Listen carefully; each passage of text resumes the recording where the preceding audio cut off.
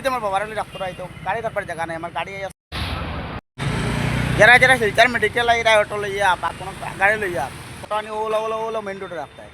এরপরে পুলিশে ফটো মারক আর পুলিশে গাড়ির চাকা লাগাক লয়ে গেছে, দুই ভাই আইসুন, তারাও কিন্তু অটো লইয়া মেডিকেলের ভিতরে গাড়ি রাখতে পারছেন না, বাইরে গাড়ি রেখে। আমরা একটা নতুন ভিডিও নিয়ে আজকে এলাম, কারণ শিলচর মেডিকেল কলেজে বর্তমানে আইসি।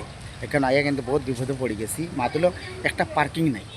তো প্লিজ আমাদের মন্ত্রী মহোদয় এবং মেডিকেল কর্তৃপক্ষকে হাত জোড় করে বিনতি অনুরোধ, আপনারা যাতে পার্কিং জোনটা রাখুন, যাতে মানুষ গাড়ি রাখতে সুবিধা পায়। প্লিজ দয়া করে পার্কিং জোনটা রাখবেন, কারণ পার্কিং না হলে কিন্তু মানুষ অনেক অসুবিধার সম্মুখীন হচ্ছে পার্কিংয়ের জায়গা না থাকার কারণে। তো প্লিজ আপনাদের কাছে একটাই অনুরোধ, আপনারা পার্কিংয়ের এত বড় মেডিকেল একটা পার্কিংয়ের ব্যবস্থা রাখুন, যাতে মানুষ দুর্ভোগের শিকার না হয়।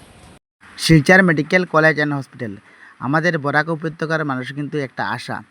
আর এখন থেকেই শিলচর মেডিকেল কলেজে নিয়ম হয়ে গেছে নো পার্কিং জোন। এখানে কোনো কমার্শিয়াল গাড়ি কিন্তু রাখতে পারবে না।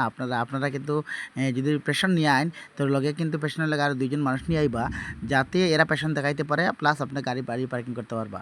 তো এটা কিন্তু নিয়ম চালু হয়ে গেছে শিলচর মেডিকেল কলেজের ভিতরে। দেখতে পাটা পুরো খালি, কোনো গাড়ি এখানে রাখা নাই, কোনো পার্কিং নাই। মেডিকেল কিন্তু অনেক বড়, আর সেই মেডিকেলে পার্কিং নিয়ে কিন্তু অনেক সমস্যার মুখে পড়ছেন সাধারণ মানুষ। তো এত বড় মেডিকেল দেখতে পাচ্ছি পিছন থেকে।